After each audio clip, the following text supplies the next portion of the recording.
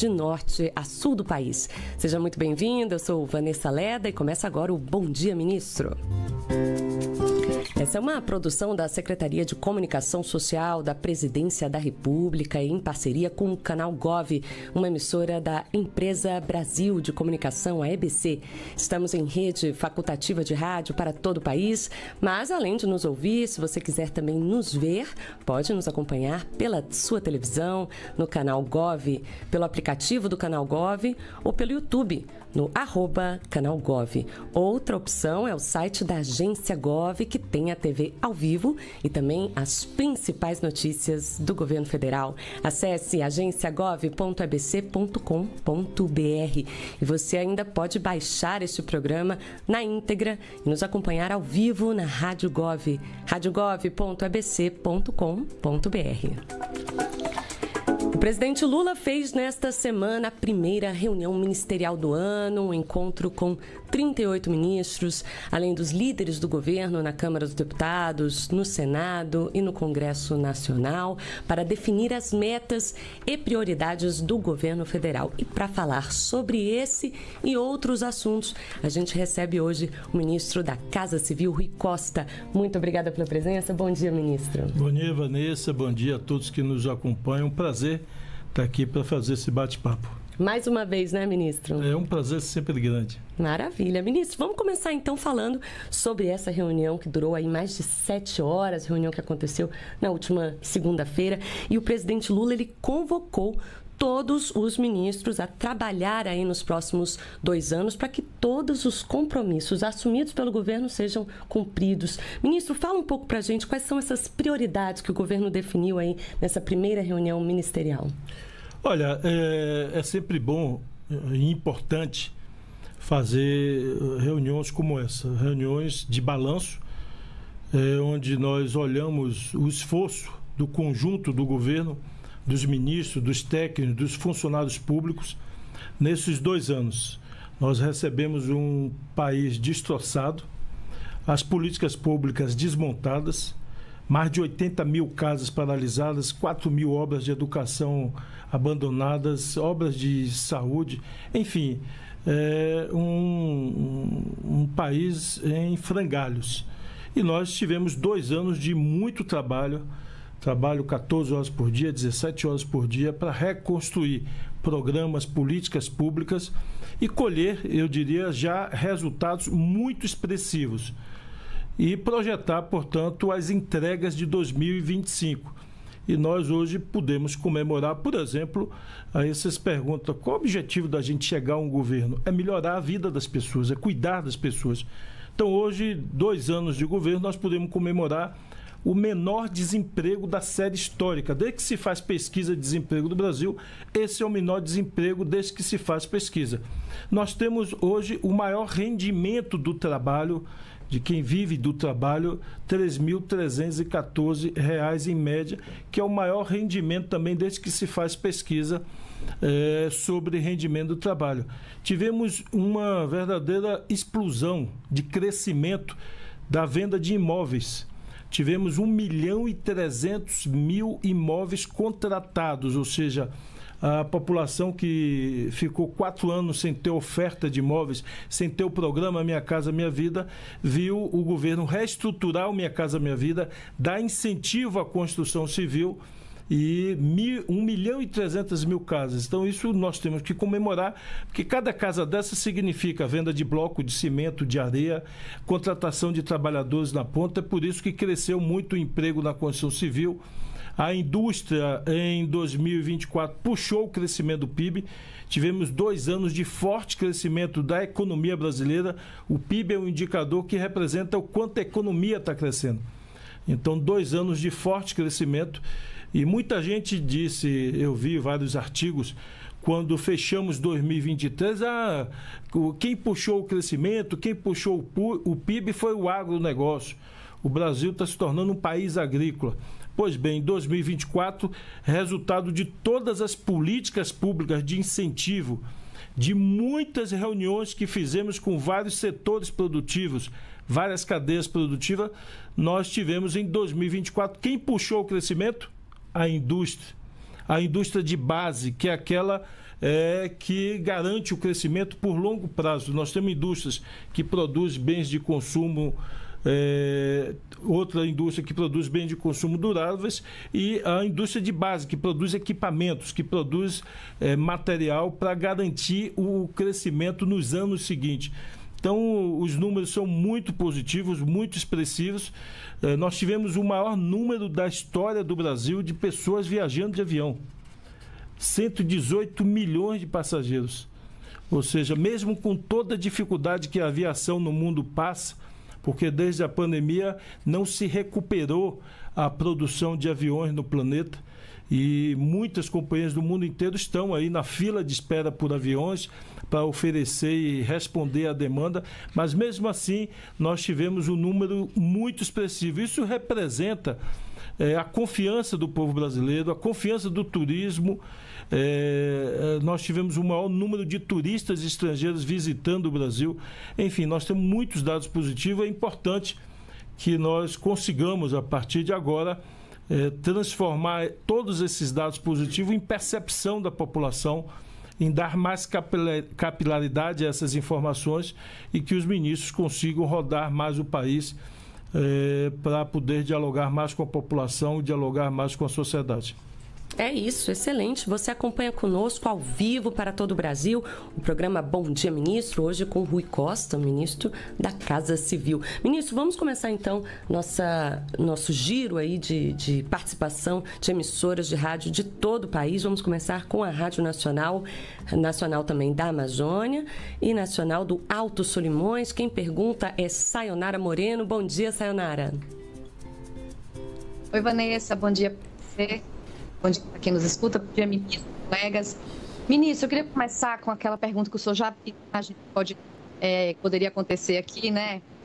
Depois dessa situação toda que o governo enfrentou, essa enxurrada de fake news, a partir da norma que ampliava aí a fiscalização do PIX, né? A gente sabe que foram criadas diversas frentes de mentiras mesmo sobre essa norma. Eu gostaria de saber, ministro, se depois dessa reunião ministerial também, que o senhor acabou de falar, o presidente chegou a comentar, inclusive, sobre a importância de essas portarias ministeriais passarem pela Casa Civil, quando o governo toda essa norma, né,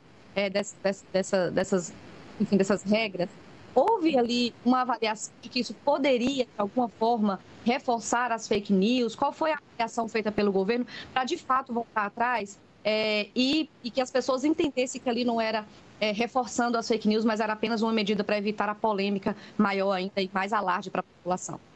Olha, antes, me permita fazer um comentário. Nós comemoramos muito, há anos atrás, a chegada da internet, a chegada das redes digitais, e comemoramos porque isso significaria uma democratização no acesso à cultura, você poder visitar o museu pela internet, você poder ver imagens do mundo inteiro, você poder falar ao vivo com pessoas em qualquer lugar do planeta, ver televisão, escolher qual a televisão do planeta, uma rádio. Muitas vezes eu estava dando entrevista no interior da Bahia, quando eu estava como governador, e recebia mensagem de pessoas baianos ou de brasileiros que estavam na Itália, na França, ouvindo pela internet a entrevista que eu estava dando na rádio do interior da Bahia. Então isso nós comemoramos muito. Mas, infelizmente, não só o Brasil, mas o mundo inteiro hoje se vê diante de um grande problema. Com o crescimento e o fortalecimento dessas redes digitais e o pouco compromisso que elas têm com a verdade, com os fatos, nós vimos aumentar o risco para as crianças, para os adolescentes. Eu tenho 3 filhos pequenos, 2 em fase pré-adolescente, uma de 11 anos, outra de 9. E nós, eu, a mãe, temos um cuidado enorme, porque as plataformas facilitam ou deixam acessar, por mais restrição que você faça no tablet ou no celular, informações criminosas, seja de tráfico de crianças, tráfico de drogas, violências explícitas, ou seja, tudo de ruim você acessa com muita facilidade nessas redes. E, infelizmente, passou-se a utilizar essas redes como uma ferramenta de difundir mentira, de difundir ódio, de caluniar as pessoas, de cometer crimes contra outros seres humanos. E, infelizmente, no mundo inteiro, não é só no Brasil, essa ferramenta da mentira fez com que hoje as pessoas olhem a notícia e, em geral, eu recebo muitas mensagens assim: Rui, isso é verdade ou é mentira? Então, todo mundo que lê hoje uma manchete se pergunta para si mesmo: é verdade ou é mentira? Então, mesmo notícias de veículos oficiais hoje estão carentes de credibilidade, porque as pessoas não sabem mais o que é verdade e o que é mentira. E é por isso que, na definição de políticas públicas, o presidente pediu, reforçou nessa última reunião, que antes de fazer qualquer anúncio, qualquer publicação, seja de uma portaria, de uma instrução normativa, a gente primeiro comunique antes. A verdade tem que chegar antes da mentira, porque nós temos um espaço. Se a verdade chega antes, a mentira vai ter que disputar o espaço com a verdade. E se a gente não comunicar antes, a mentira chega, se instala e você tem que lutar muito para desmentir aquilo. Então, foi o que aconteceu nesse episódio do PIB, né? do PIX, que se difundiu. Infelizmente, hoje, há muito tempo, desde quando eu estava na condição de governador, o Brasil hoje, de algum tempo, e o mundo também, se divide entre pessoas que querem trabalhar duro, 12, 14, 15 horas, 17 horas, para melhorar a vida das pessoas, para desenvolver o seu país, para gerar emprego, para desenvolver a indústria, para desenvolver a agricultura, e outras pessoas que se colocam na política apenas com um celular na mão, com a intenção de lacrar, de conseguir likes, sem nenhum compromisso. Às vezes eu fico estarrecido, às vezes a gente é convidado para ir no Congresso ou no Senado, e chega um senador, um deputado, faz uma pergunta, e ele nem espera a resposta. Ele está com o celular ali, faz uma pergunta naquele estilo de lacração e vai embora. E não fica nem para ouvir a resposta. Porque o objetivo dele não é contribuir com o debate, não é apresentar uma sugestão para melhorar a vida das pessoas. O objetivo dele é conseguir likes da rede social e, eventualmente, se reeleger e ajudar a destruir a política pública. Eu nasci numa favela. Vivi lá até minha maioridade, até conseguir trabalhar e casar e sair de lá. E eu vivi, a gente muitas vezes de domingo, muitos domingos, a programação não era ir para a praia ou não era ir para o Baba. A programação era ajudar o vizinho a construir, a bater a laje, a construir a casa. Fazia-se um mutirão, o vizinho fazia uma feijoada, comprava uma tubaína e a gente ia naquela farra, todo mundo ajudar o vizinho a construir a casa. Então tinham aquelas pessoas que subiam a escada com a lata de concreto na cabeça para poder ajudar o vizinho, o outro mexia o traço da massa, ou seja, cada um fazendo uma coisa.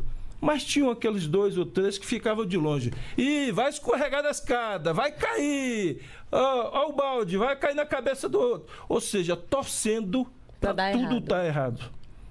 Infelizmente, no mundo da política é assim também. Enquanto uns estão trabalhando duro para fazer o país melhorar, se desenvolver, outros estão torcendo para dar errado, difundindo calúnias e mentiras para dar errado. Então, é preciso que a gente faça a verdade chegar primeiro. E esse episódio do Pix, é claro, o Pix hoje, ele não é só um meio de pagamento, uma moeda. Ele estrutura as relações pessoais e sociais. Eu falei ontem, se a gente quer fazer um churrascão no final de semana com os amigos, uma pessoa fica responsável por comprar cerveja, por comprar carne, e todo mundo passa um Pix para a conta daquela pessoa para ela comprar. Se a gente quer fazer um bolão de uma loteria, alguém vai coletar esse dinheiro e vai fazer o bolão. Ou você tem uma mãe que mora em outra cidade, em outro estado, muitas vezes ela é uma pessoa idosa, tem dificuldade de ir no banco ou de fazer um supermercado. Você passa, se a vizinha é amiga, é conhecida, de confiança, você passa um Pix para a vizinha e pede para ela fazer um supermercado para sua mãe ou comprar um remédio para sua mãe. Então, o governo tem plena consciência do que é o Pix hoje para a sociedade brasileira e, portanto, pessoas que, de novo, eu repito, nunca fizeram nada por seus estados, nunca fizeram nada por seu país, governaram esse país 4 anos e destruíram tudo. Eu chego nos estados e pergunto, me diga uma obra que começou uma obra importante de escola, de creche, de universidade, que um investimento que gera emprego no seu estado, que começou no período desses últimos 4 anos do governo passado. Em nenhum estado eu consigo encontrar. O que a gente viu muito foi agressão, mentira e difusão de ódio entre o país. Mas eu sou confiante e eu acredito muito numa frase, e esse é o meu caminho. Assim. Eu acredito que nada é um mantra. Nada supera o trabalho. Nada. Nada supera a fé em Deus e o trabalho. E por isso a gente tem fé em Deus, trabalhar, dizer a verdade, olhar no olho das pessoas e reafirmar nosso compromisso em cuidar de gente. E o resto a população vai com o tempo separando o joio do trigo. Vai vendo aquelas pessoas que estão ajudando a bater a laje e vai vendo aquelas pessoas que estão torcendo doido para a escada quebrar e dar tudo errado. Então o povo vai aprendendo a separar uma coisa da outra. Por falar nisso, ministro, durante a reunião o presidente Lula determinou inclusive uma centralização desses anúncios, dessas decisões, digamos assim, de uma fonte só. Como que isso vai funcionar? O que o presidente disse, é evidente que nós não podemos criar um funil que crie uma estrutura burocrática que trave o governo, que é um volume muito grande de instruções normativas de portarias.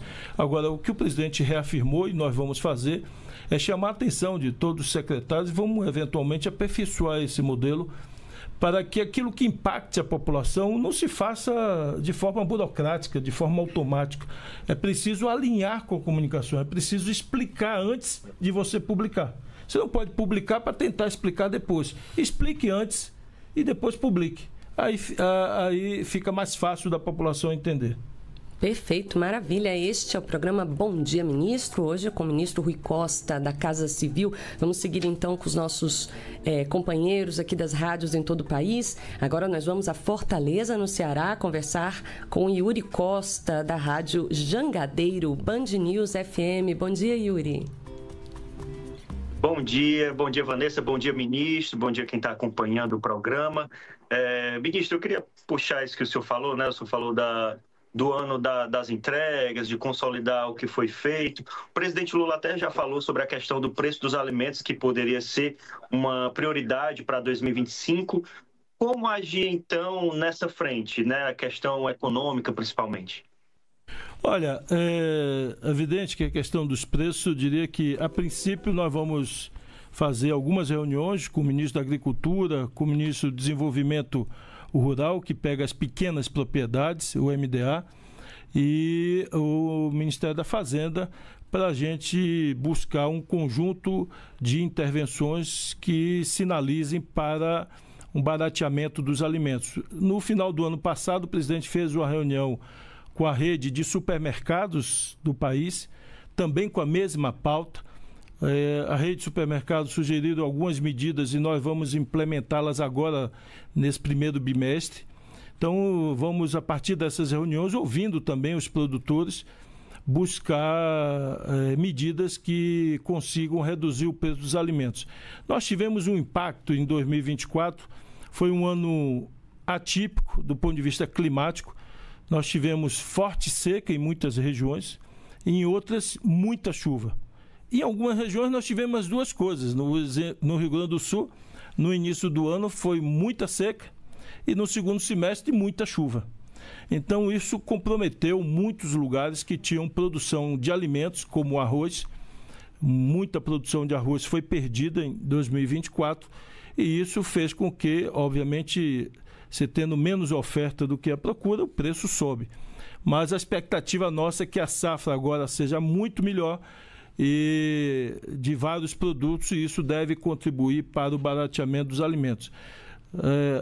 A questão da exportação e do aumento do poder aquisitivo, isso também pressiona preço, evidente. Se aumenta o consumo, as pessoas que vendem vão testando para ver se o consumidor se dispõe a pagar cada vez mais. Se quem está vendendo sabe que a pessoa está com a renda maior, está com o salário maior, o vendedor, o comerciante, quem produz, vai testando para ver se o consumidor se dispõe a pagar um preço maior. Isso tende, se o consumidor não pesquisar muito, não pichinchar bastante, tende a puxar uma elevação de preço. Então, essa é uma agenda importante que nós vamos monitorar e acompanhar daqui para frente, porque isso é fundamental para garantir o aumento do poder aquisitivo, porque não adianta o salário subir se os preços sobem na mesma proporção. Você não sobe o poder aquisitivo das pessoas. Maravilha. Vamos seguir então no Nordeste. Vamos agora a Salvador, Bahia, conversar com Luan Julião, ele que é da Rádio Sociedade. Bom dia, Luan. Muito bom dia, Vanessa. Bom dia, ministro. Ministro, muitas notícias sobre a reunião ministerial falaram da cobrança de Lula sobre os ministros, do alinhamento da comunicação e de como comunicar aquilo que o governo tem feito. Tem sido visto também como uma forma de organizar a casa para as eleições do ano que vem. Mesmo faltando um pouco mais de um ano e meio, eu queria saber, o senhor tem o desejo, o senhor virá para a Bahia e tentará o Senado, o senhor deseja ser candidato ao Senado no próximo ano? Olha, a minha posição pessoal, evidente, será discutida no tempo adequado com o presidente Lula. Eu hoje cumpro uma missão que me honra muito, que é estar ali no cotidiano ao lado do presidente, participando da articulação com os outros ministros. Isso será definido no diálogo ano que vem com o presidente da República. Mas meu nome, é evidente, está disponível, sim, para contribuir com o projeto.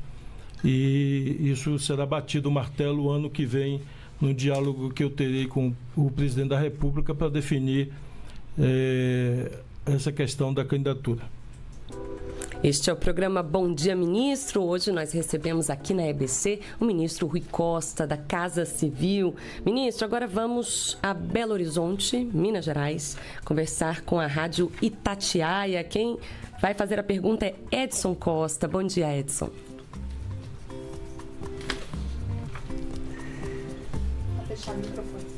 Edson, nós não conseguimos escutar você. Acho que o seu microfone está sem áudio. Pode testar de novo?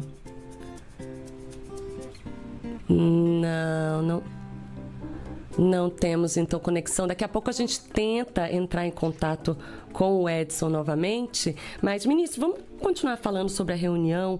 O senhor disse, após a reunião, numa entrevista, que tudo o que precisar ser feito para garantir o equilíbrio das contas públicas será feito a qualquer tempo. O governo reafirma esse compromisso com o orçamento, é isso? Sim, o presidente Lula disse desde o início de seu mandato que não abrirá mão de duas coisas fundamentais no seu governo. Primeiro, promover inclusão social, cuidar das pessoas, gerar emprego e fazer investimento. Esse é um lado da moeda. E o presidente não vai descuidar disso. O outro lado da moeda, e portanto caminha junto de mãos dadas com investimento, com emprego, é o equilíbrio fiscal. Porque se você não tem equilíbrio fiscal, quem paga a conta mais cara são as pessoas mais pobres. E, portanto, o presidente reafirmou e tem cumprido isso com atitudes, com ações, seu compromisso com o equilíbrio fiscal. Só no ano de 2024, por exemplo, nós tivemos que bloquear de investimento, inclusive do PAC, 20 bilhões de reais para manter o compromisso fiscal. Então, o que eu disse, quero reafirmar aqui, é que a qualquer tempo, a qualquer momento que se faça necessário, nós faremos o ajuste que precisar fazer para que o compromisso fiscal seja feito, ou seja, que o governo, é evidente, só pode gastar aquilo que arrecada, porque senão gera inflação, gera expectativas ruins para o país. Então, nós temos unidade do governo, absoluta unidade, para fazer aquilo que for necessário para garantir investimento, inclusão social e, do outro lado, equilíbrio fiscal. Com responsabilidade, né, ministro? É isso. Então, vamos tentar retomar o contato com o Edson, da Rádio Itatiaia. Edson, será que a gente consegue te ouvir agora? Vamos ver. Espero que sim. Vanessa, bom dia para você. Bom dia, ministro Rui Costa. Ministro, o senhor que está acompanhando, né, muito ativamente as conversas sobre reforma ministerial, eu queria saber com o senhor se de fato o senador Rodrigo Pacheco, presidente do Senado, mineiro, ele está sendo cotado para algum ministério nos próximos 2 anos do governo Lula? Olha, o presidente está refletindo sobre eventual reforma ministerial. E o presidente, nesse momento, a sua reflexão é consigo mesmo, e ele não tem feito reuniões, nem comigo, nem com outras pessoas, para discutir essa questão. No momento que ele se decidir fazer, ele aí, é evidente, vai chamar as pessoas e conversar. Então, qualquer coisa que a gente antecipe agora seria especulação, e, obviamente, eu não gosto de especulação, então, por isso que não há, nesse momento, nenhum nome sendo cogitado, nem para entrar, nem para sair do governo nesse exato momento. Quando o presidente, se o presidente decidir fazer alguma mudança, aí ele anunciará ou começará a discussão, e aí eu poderei falar sobre isso. Mas aproveitando você que é de Minas, me permita fazer um outro comentário que eu vi semana passada, o governador de Minas reclamando, e vi também o governador do Rio Grande do Sul reclamando sobre o projeto que foi votado e sancionado pelo presidente de renegociação das dívidas. Nós temos, é importante para o país saber disso, nós temos 5 estados, Rio Grande do Sul, Rio de Janeiro, São Paulo, Minas e Goiás, que historicamente são estados com a dívida grande e que sempre atrasaram ou por muitos períodos não pagaram suas dívidas. Diferente da maioria dos estados brasileiros que pagam corretamente seus empréstimos e suas dívidas. E atendendo um apelo, um pedido, uma ideia, um projeto do presidente do Senado, Rodrigo Pacheco, que é de Minas, por isso eu estou aproveitando a pergunta do Edson Costa aí, para responder. O Pacheco levou ao presidente a ideia de levar a cabo um projeto para facilitar, dar desconto, diminuir o volume da dívida dos estados e viabilizar o pagamento regular por esses estados. Pois bem, o projeto foi votado na Câmara do Senado e o presidente sancionou. E o governador de Minas veio a público reclamar, agredir, fazer ofensa, por causa de um dos artigos que o presidente vetou, e ele entendia que aquilo estava prejudicando o estado de Minas Gerais. E eu quero esclarecer ao povo mineiro que o artigo que o presidente vetou é aquilo, e o desejo do governador, que o presidente, além de negociar as dívidas com a União, com o governo federal, o governador de Minas queria que o presidente, que o governo federal pagasse as dívidas de Minas com outros bancos privados e bancos internacionais. Agora, a pergunta é como se o seu amigo chegasse para você e dissesse: rapaz, eu estou lhe devendo dinheiro, dá para você dar um desconto aí na dívida para eu poder lhe pagar e parcelar em muitas vezes? Aí você diz: você é meu amigo, eu vou quebrar seu galho, vou parcelar essa dívida, eu vou dar o desconto.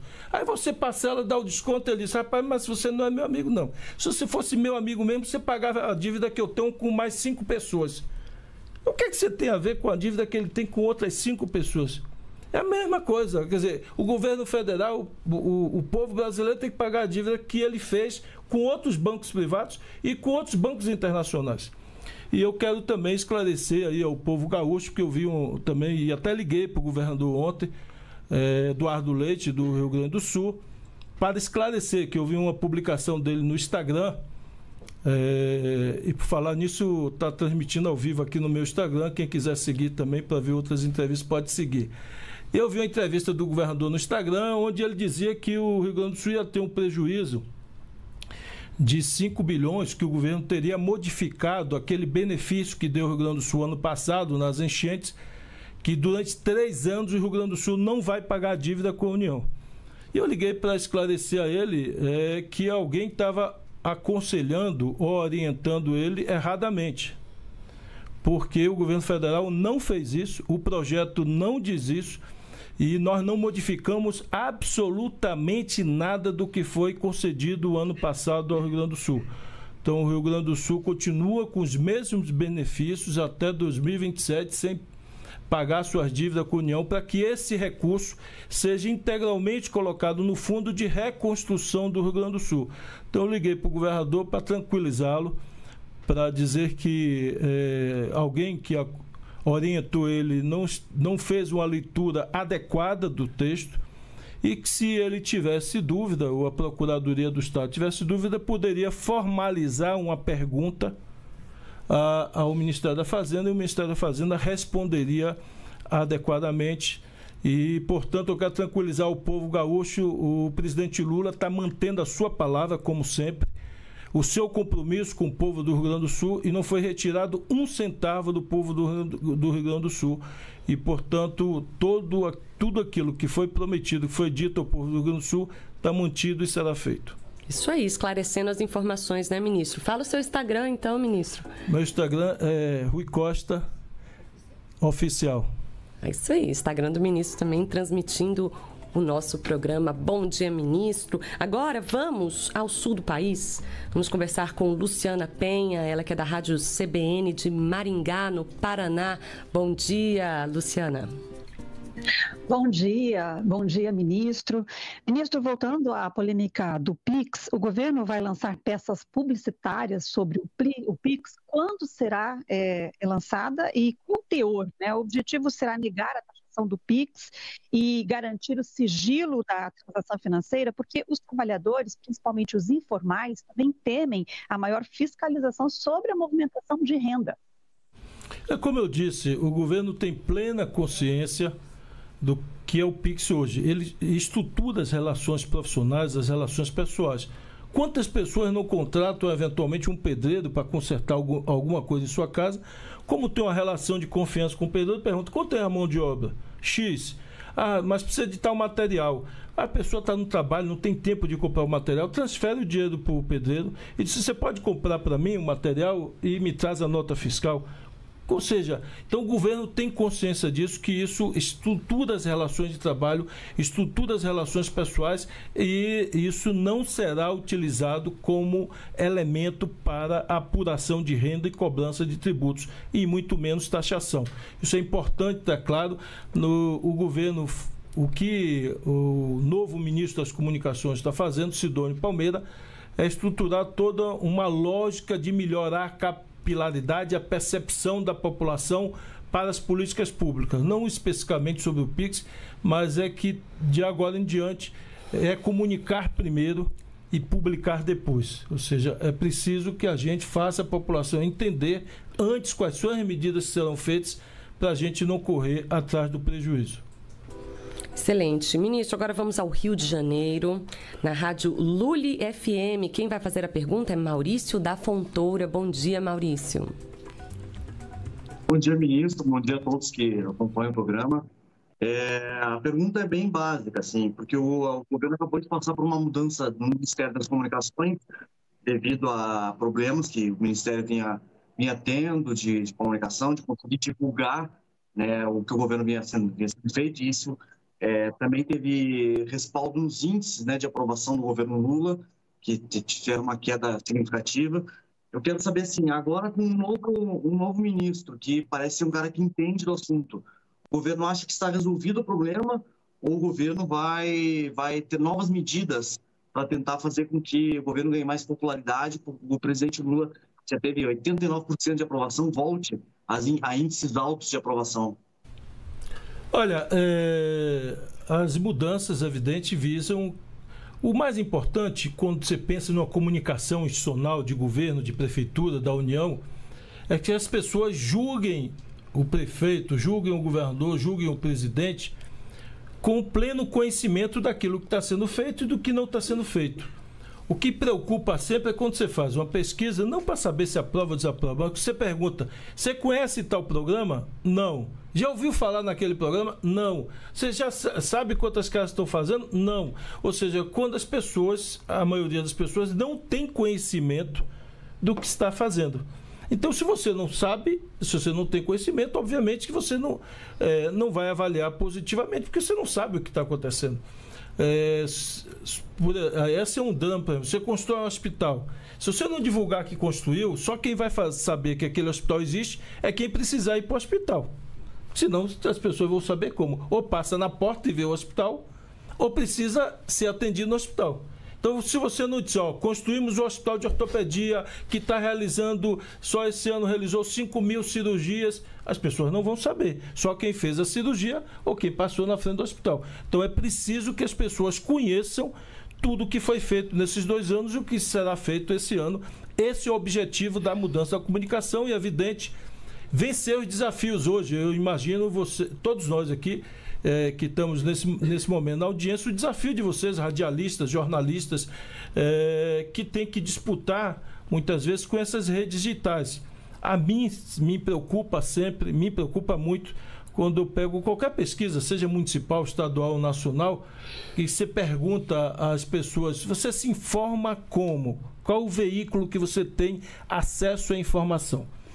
Nas pesquisas recentes que eu tenho visto, 40% da população responde: eu me informo exclusivamente pelos grupos de Zap. Então, o grupo de Zap, nós sabemos que é um grupo segmentado, um grupo que eu, por exemplo, participo de um grupo de Zap que é do time que eu torço, do Esporte Clube Bahia. Então, ali só sai notícia a favor do Bahia, dos torcedores do Bahia, e criticando o rival baiano, que é o Vitória, ou criticando outros clubes. Então, se eu ficar só me informando pelo grupo do Bahia, eu só vou enxergar o mundo a partir da lógica do torcedor do Bahia. Esse é o problema quando você tem informação em geral em grupos segmentados. Você passa a ter uma visão deformada do todo. E é importante, então, que nós possamos fortalecer os veículos de rádio, fortalecer os veículos oficiais, aumentar a presença dos ministros, dos técnicos, que as pessoas possam passar mais informação e, eventualmente, também você poder fazer chegar a informação oficial através de anúncios. Maravilha. Ministro, por falar nisso, em informar as ações do governo, nesta semana completaram aí 2 anos das ações do governo federal na terra Yanomami, que é a maior reserva indígena do Brasil, abriga aí cerca de 27 mil pessoas. O governo divulgou um balanço desse período, ministro. Conta um pouco para a gente a respeito desse balanço. Ali foi um dos lugares onde nós tivemos a visualização da tragédia que foram os 4 anos anteriores do governo. O povo indígena largado à sua própria sorte, tendo a sua terra invadida, destruída, o meio ambiente destruído com bombas, com exploração, com o uso de mercúrio e de outros produtos químicos nos rios da Amazônia, e levando o povo indígena à fome, à miséria, à desnutrição. E nós, com muito esforço logístico, com um custo altíssimo, fizemos um processo de retirada dos garimpeiros, cuidado do povo indígena e estruturação para o retorno do seu modo de vida, para que eles possam ter pleno domínio sobre suas terras. Então, podemos sim, eu diria, dizer que trabalhamos duro 2 anos, que melhoramos muito a situação que nós encontramos, mas que ainda tem muito por fazer. Para que a gente consiga comemorar definitivamente e ter elementos de proteção para que aquele povo não sofra mais as agressões, as violências que sofreram. Houve mesmo uma redução no número de garimpeiros na região ou eles retornaram? Como é que está essa situação ali? Não, graças a Deus nós reduzimos de forma muito expressiva.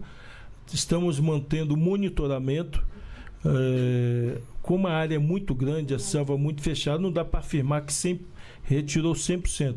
Mas nós temos monitoramento, indicadores que eu diria que praticamente eles foram retirados das terras indígenas, e esse monitoramento permanecerá, o cuidado lá permanecerá, e nós vamos continuar aperfeiçoando as medidas protetivas para que os indígenas possam retomar seu modo de vida e sua autonomia em suas terras.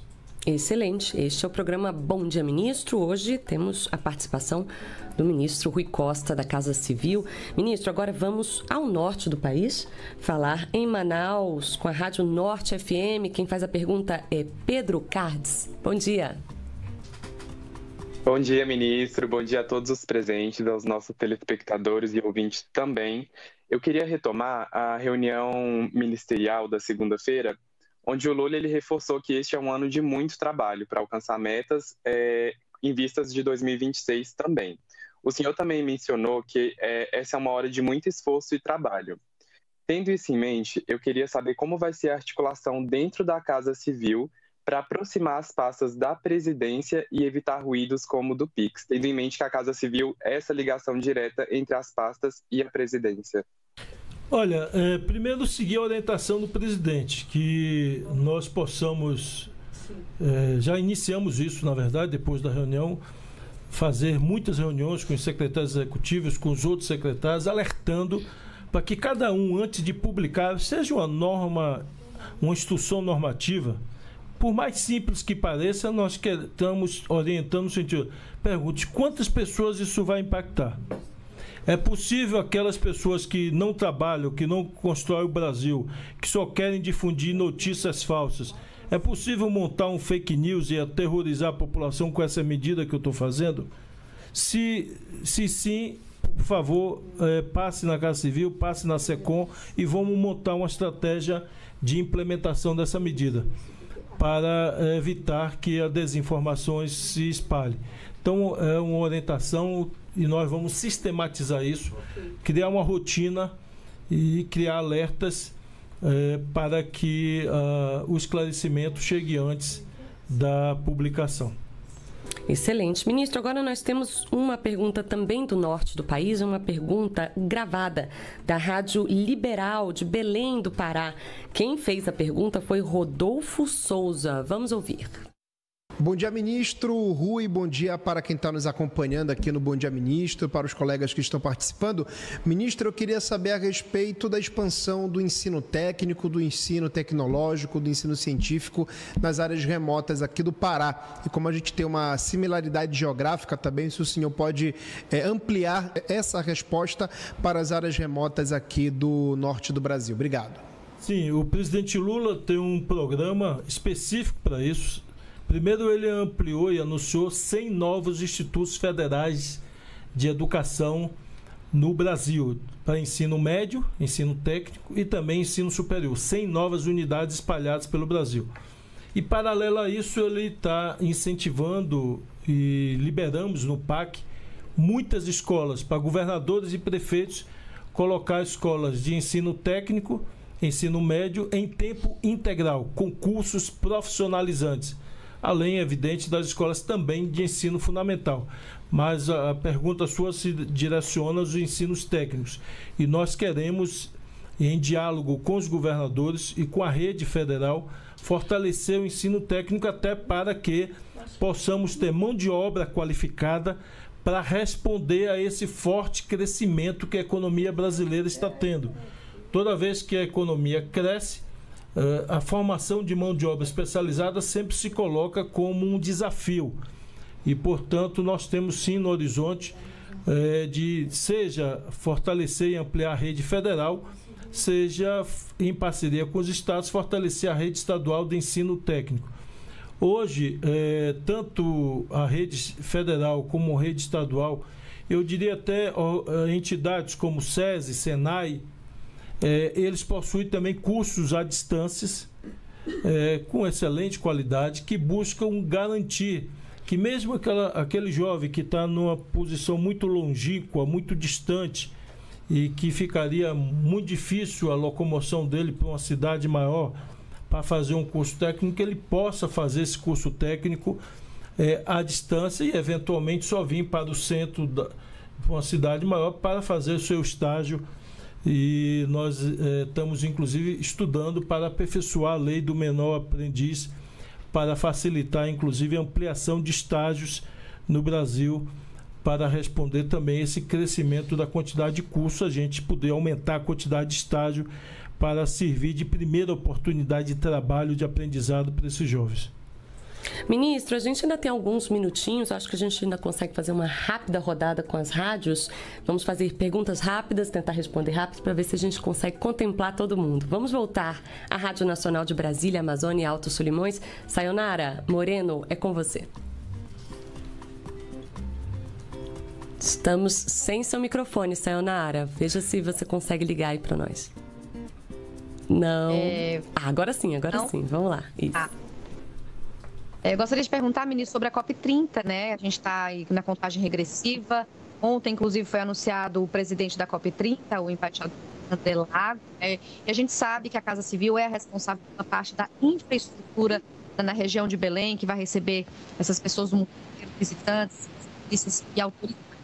Mas, ministro, o senhor sempre, o governo, pode deixar de contar com a sua avaliação a respeito do atual presidente dos Estados Unidos sobre a saída, né, do país, do Acordo de Paris, para que isso possa aplicar na COP e também na Olha, o áudio não estava bom, mas acho que a gente conseguiu entender, né, ministro? Acho que captamos a ideia, né? Isso. Acho que a pergunta se refere à preocupação que nós teríamos com relação à saída dos Estados Unidos do Acordo de Paris. Do Acordo de Paris e o anúncio de desatrelamento com políticas ambientais do governo federal dos Estados Unidos.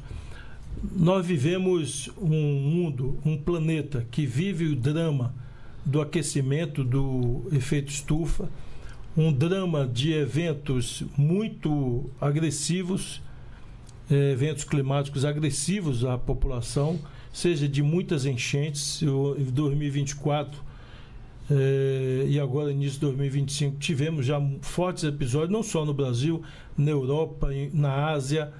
Agora, na virada do ano, nos Estados Unidos, tivemos no oeste americano uma queimada gigantesca, queimando milhares de casas, com mortes, com pessoas tendo muito prejuízo. Enfim, a humanidade clama pelo cuidado com a natureza, com cuidado com o planeta. Mas, ao mesmo tempo, que eu diria que a grande maioria da humanidade quer e deseja o cuidado com o planeta, com o meio ambiente, tem sido eleito pessoas, em alguns lugares do mundo, pessoas que dizem que isso não é prioridade, que isso será secundarizado na ação desses países. E nós vimos o presidente recém-eleito dos Estados Unidos, que tomou posse, fazer a saída do Acordo de Paris. O que é Acordo de Paris, para quem está nos acompanhando? É um pacto, é um acordo onde todos os países do mundo fizeram um acordo para reduzir emissões de poluição no planeta. Porque não adianta um só país reduzir sozinho, que o planeta continuará contaminado. É preciso que todos possam juntos somar esforços para descontaminar o planeta. E o Acordo de Paris é isso, é um compromisso de todos os países para não poluir e reduzir a poluição. Pois bem, o presidente assinou um decreto saindo formalmente, ou seja, ele está dizendo que o governo federal americano não terá mais compromisso com as metas de redução de poluentes.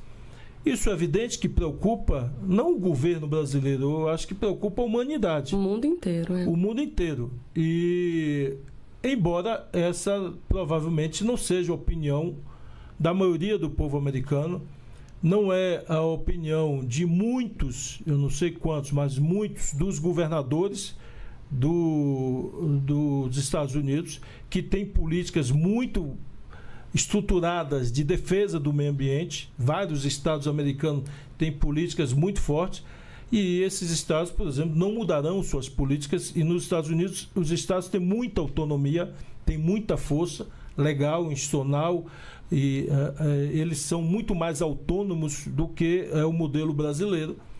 E, portanto, nós vamos continuar debatendo, chamando a atenção do mundo, e a COP será um momento para isso. E nós vamos construir com muito diálogo, com muito entendimento, para se manter um compromisso da humanidade com a sobrevivência do ser humano e com a sobrevivência do planeta. E a COP30 será uma oportunidade, a COP será aí em Belém. Nós estamos trabalhando muito, criando uma infraestrutura básica para receber esse evento global. E ontem o presidente definiu, tanto o presidente da COP como a vice-presidente, que o presidente é o embaixador André e a vice-presidente é a Ana Toni. E a partir de agora nós vamos intensificar o trabalho. Eu irei aí nas próximas semanas, eu acho que em 2 semanas eu estarei aí em Belém do Pará para intensificar as conversas, os diálogos e para monitorar, ver como estão as obras e os andamentos das ações de infraestrutura que nós estamos fazendo. Nós estamos investindo no Pará quase 5 bilhões de reais para estruturar a Belém, estruturar a cidade. São investimentos que irão ficar para a população, como saneamento básico, infraestrutura de macrodrenagem, recuperações de patrimônio históricos, de espaços que com certeza estão gerando renda com as obras nesse momento, mas vão gerar renda permanente, emprego permanente ao povo do Pará, ao povo de Belém, porque não tenho dúvida que o turismo, que a visitação em Belém, no Pará, no norte, na Amazônia, aumentará muito após essa COP. Nós já tivemos, o ano passado eu falei aqui da explosão do turismo, do aumento do número de turistas estrangeiros, é o maior número de passageiros da história do Brasil, 118 milhões, e nós tivemos a Bahia puxando esse crescimento, e em segundo lugar tem o Pará, que na minha opinião já é reflexo de toda essa divulgação que nós estamos fazendo da Amazônia, da COP, e após a COP, então, não tenho dúvida que isso terá fortalecido, e é importante fortalecer a economia das cidades do norte, porque ali estão mais de 75% da população dessa região, e é importante gerar emprego de qualidade, emprego do turismo, porque isso ajuda a fortalecer a floresta, ajuda a fortalecer a preservação da Amazônia. Por falar nisso, o presidente Lula oficializou o nome de André Correia do Lago, diplomata, para coordenar aí a COP, para a presidência, né? E para a vice,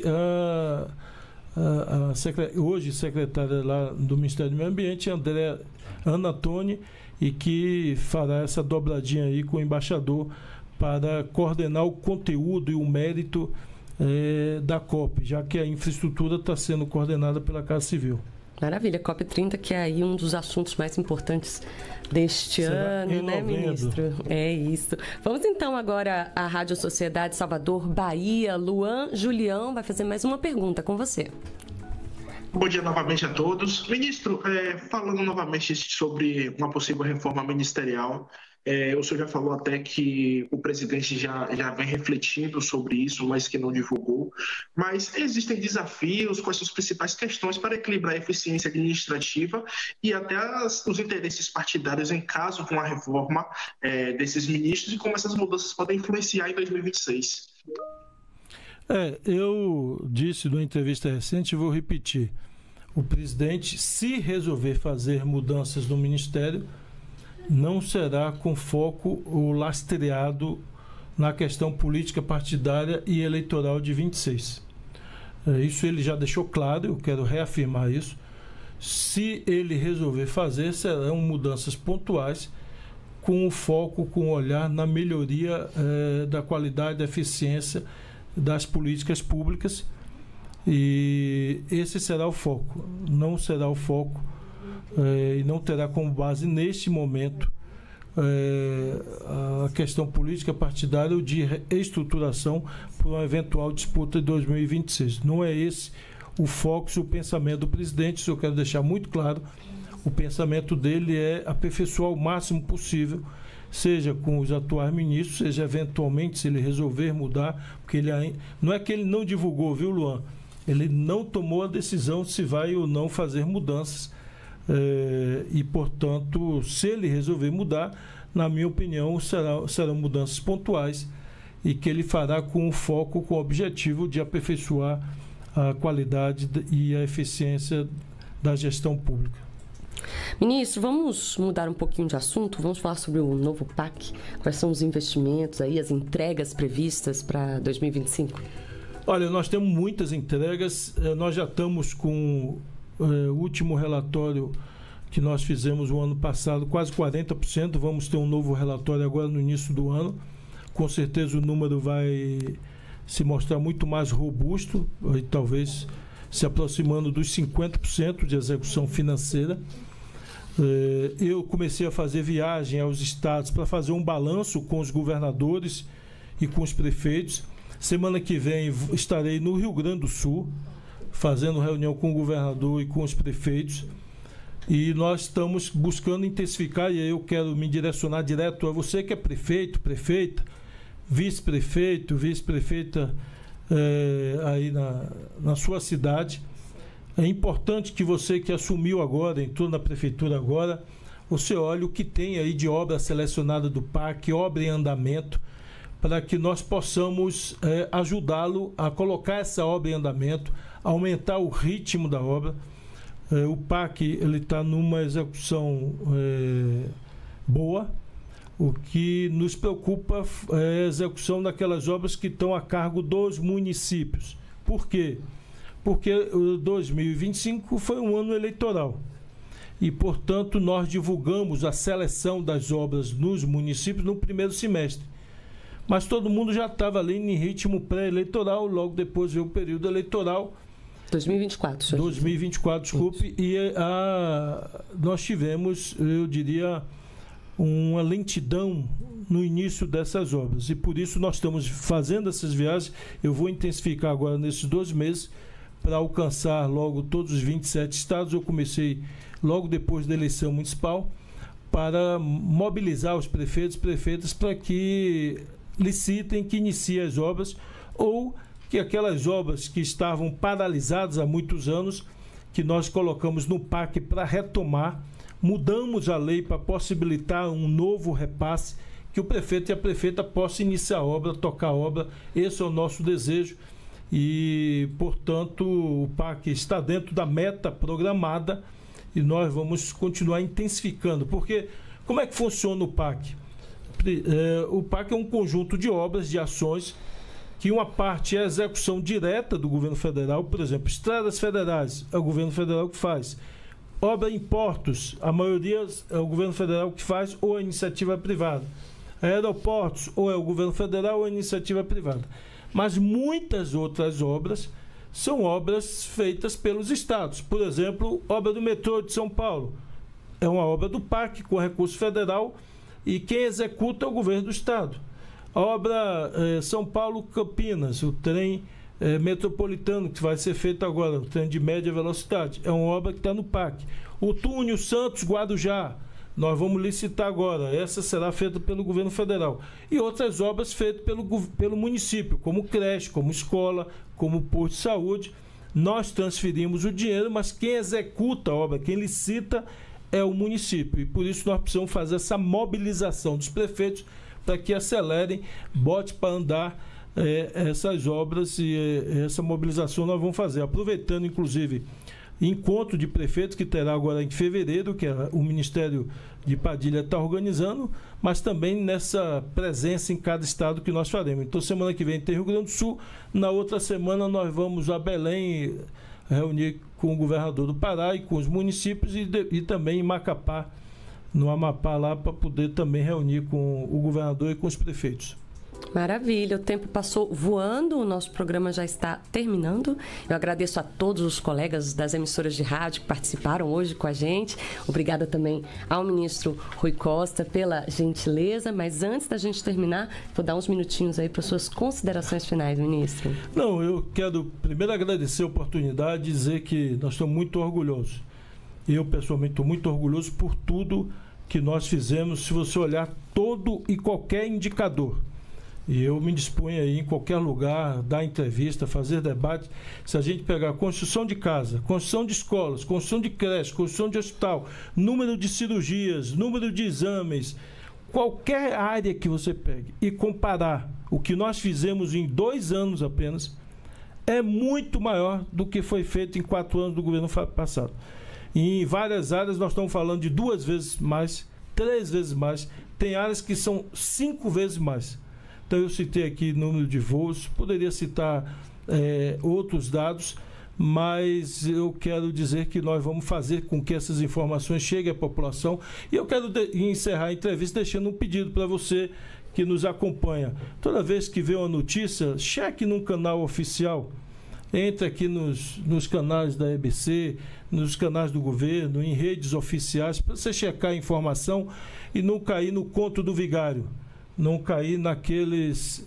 Porque é um empobrecimento muito grande, viu? Eu quero encerrar a entrevista dizendo isso, porque não se trata de direita, de esquerda ou de centro. completei 62 anos agora em janeiro. Eu acompanho política há muitos anos, desde jovem. Independente se a pessoa era de esquerda ou de direita, você via no Brasil debate no Senado, na Câmara, de conteúdo, de mérito. Eu me lembro que a gente sempre fez oposição lá, o grupo que era da Arena, depois era do PFL, depois agora União Brasil. A gente, no passado, sempre fazia oposição a esse grupo. Mas eu me lembro de senadores mesmo que eram desses grupos, e que eram governadores que tinham conteúdo, que apresentavam debate, ideias. Você podia divergir, mas a pessoa tinha seriedade no que falava. Você podia pensar totalmente diferente da pessoa, mas a pessoa tinha seriedade. Fazia propostas concretas para o país. Tinha argumentos concretos. Hoje é lamentável. É lamentável. Você olha e você não acredita que aquela pessoa se elegeu senador, se elegeu deputado. A pessoa não tem uma contribuição, não tem um projeto, não tem uma sugestão boa para melhorar a vida das pessoas, só quer lacrar em rede social. Isso é lamentável, porque a gente não constrói uma cidade assim. Você não melhora o transporte urbano com lacração. Você não melhora o atendimento nos hospitais lacrando ou com likes. Você não melhora o futuro de crianças ou constrói creche com likes. Você constrói com trabalho, com seriedade. Então, eu acho que o povo brasileiro e o mundo precisa fazer uma reflexão sobre isso. A curtida é bom quando você está lá brincando, fazendo vídeo de brincadeira. Isso aí é bacana, é um lazer até que você está sem fazer nada, você olha ali para dar risada e tal. Mas, na vida real, as coisas têm que ser tratadas com seriedade e não com deboche, com mentira, com calúnia, ou eu diria até com molequeira. Porque eu não tenho muitas palavras, não. Isso às vezes parece coisa de moleque. Como eu vim lá da Liberdade, num bairro popular, a gente, quando tinha gente jogando pedra no telhado dos outros, quebrando vidraça do vizinho, aí essas pessoas eram chamadas de moleque. Então, esse é o tipo de coisa. Gente que difunde pânico, calúnia, mentira, e só vive jogando pedra e não tem ideia nenhuma a apresentar, são pessoas que, na minha opinião, não merecem o respeito da população e não ajudam em nada, nem a construir a cidade, nem construir o Estado, nem construir o país. É isso. Olha, ministro, temos o ano inteiro pela frente. Eu agradeço imensamente a gentileza pela sua entrevista aqui conosco e aguardamos o senhor aí em diversas outras oportunidades, viu? Eu que agradeço. Obrigado. E é isso, os trabalhos técnicos são de Reinaldo dos Santos. Esse foi o Bom Dia, Ministro, uma produção da Secretaria de Comunicação Social da Presidência da República, em parceria com a EBC, a Empresa Brasil de Comunicação. Para ouvir ou baixar a íntegra do programa de hoje, acesse radiogov.abc.com.br. Eu fico por aqui, obrigada pela companhia. Tchau.